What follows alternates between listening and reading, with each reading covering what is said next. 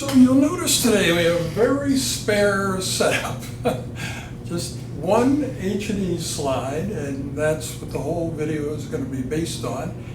But sometimes you get a spectacular case where everything you want to show is in that one slide. And that's the case today. So you may remember, so there, see the one slide, and here it is on the screen.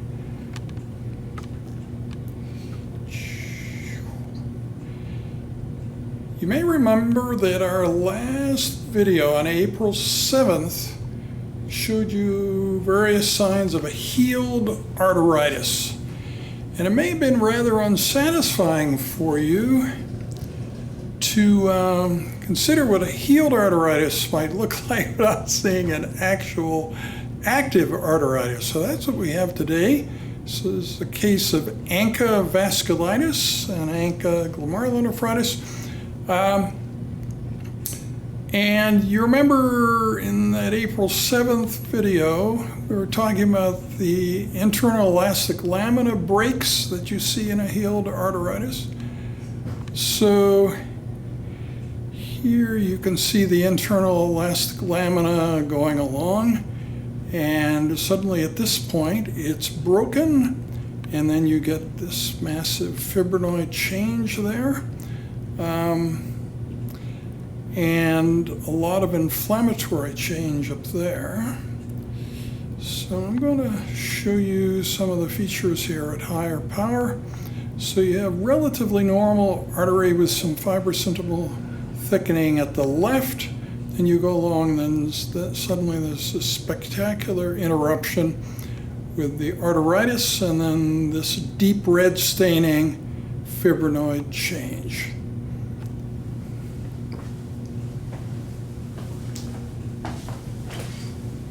So if we go up to higher power now, examine this a bit more. So here's the interface. This is the relatively normal artery with intact internal elastic lamina. It's going along with increasing fibrous interval thickening. And then at this point, the elastic is lost, and you have through and through inflammatory cell penetration, and then replacement of the wall with this dramatic fibrinoid change, this dark red staining material. Now you'd expect to get a tissue reaction to that, and we certainly do. If we go up even higher, can see that there are lots of polymorphs here, polymorphonuclear leukocytes, reacting to the nearby fibrinoid change. So there's the fibrinoid change at high power. And as you move away from it, you can see these large number of polymorphs in the interstitium as a reaction to that very dramatic arteritic lesion in the nearby artery.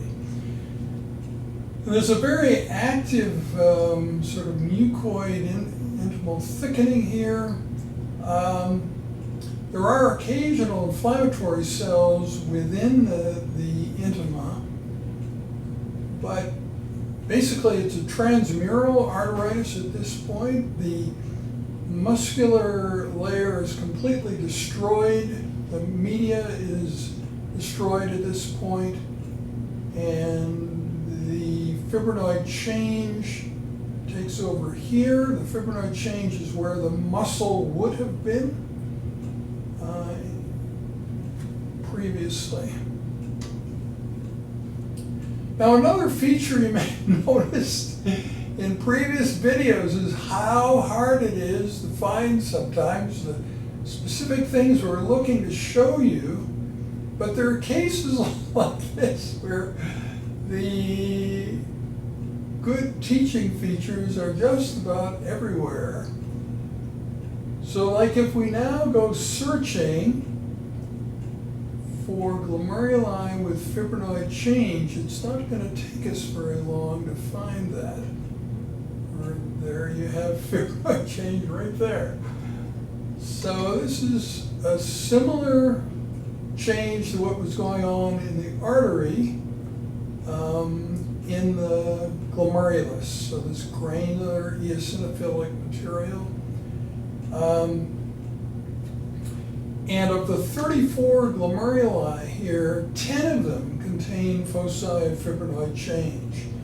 So as we just wander around here, we're going to find a lot of fibrinoid change. And we can examine it sort of core by core now. And the question is whether this is a relatively inactive, burnt out process or a very active one. It's a very active process. Active inflammatory lesions in vessels and active glomerular lesions.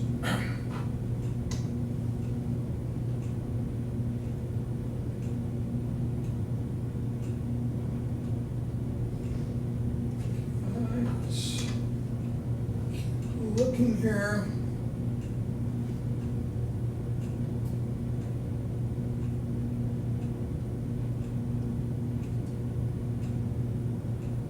It's a very adequate biopsy.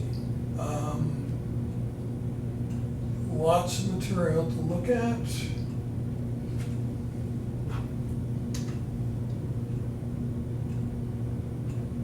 Here again is a focus, fibrinoid change.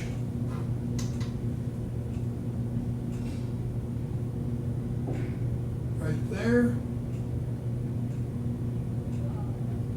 Granular eosinophilic material, similar to what we saw in the fibrinoid change in the artery at the beginning of the video.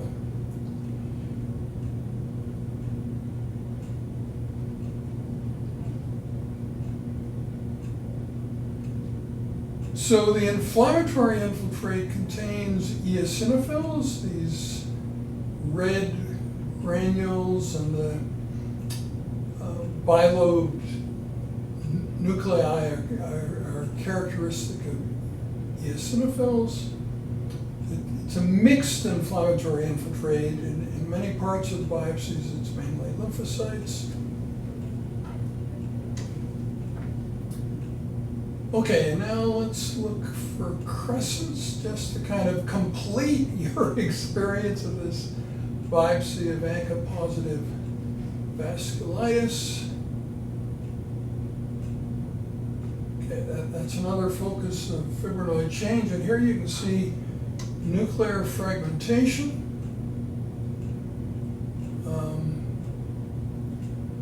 See all that's kind of like nuclear dust there within the fibrinoid change, fragmented nuclei.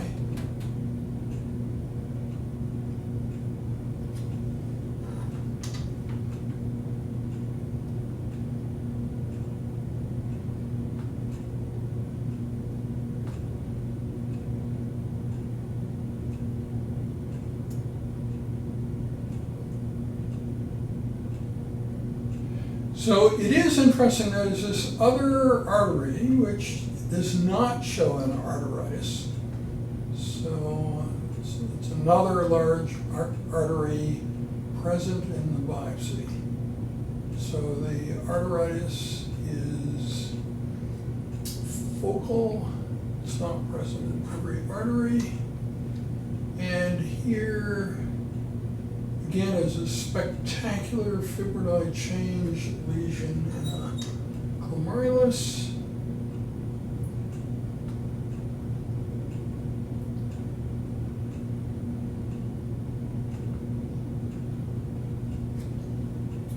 Now this one above contains kind of a fibrous crescent. Bit of the residual tuft there in the surrounding.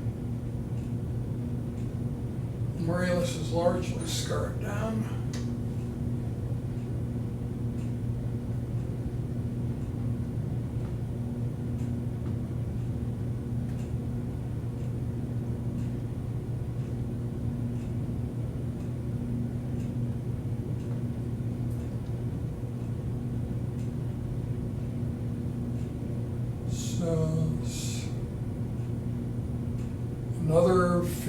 change lesion here.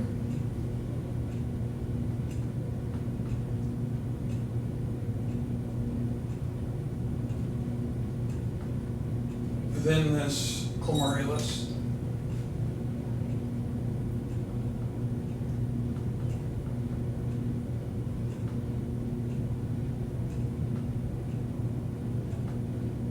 That's the vascular lesion that I showed you before. So segmentally sclerotic glomerulus there.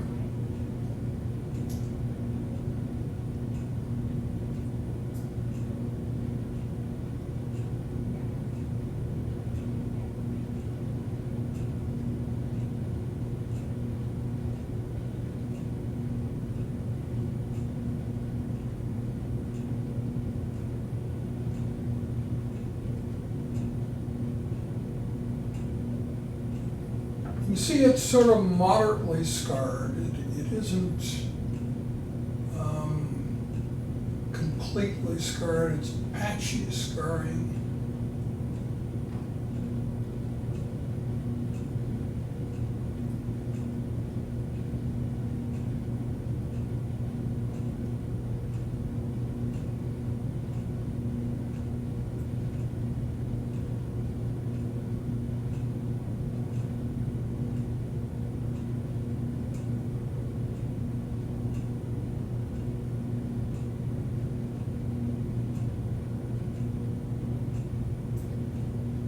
Again, is like a fibrocellular crescent in that portion of the glomerulus.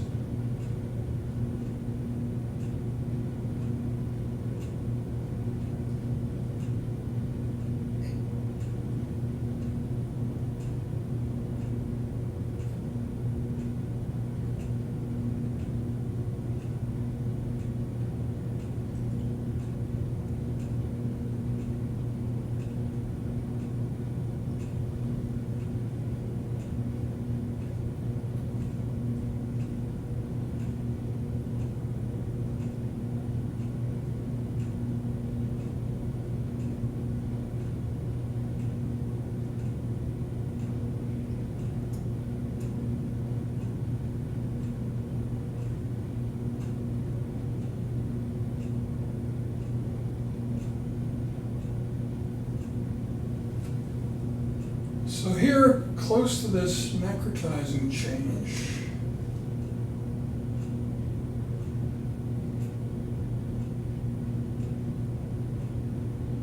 we have a loosely aggregated group of cells of a cellular crescent. So this is both crescent and necrotizing change in the same glomerulus. Okay, so that is a case of real arteritis that you can then compare to the video of April 7th with a healed arteritis. Hope you enjoyed it.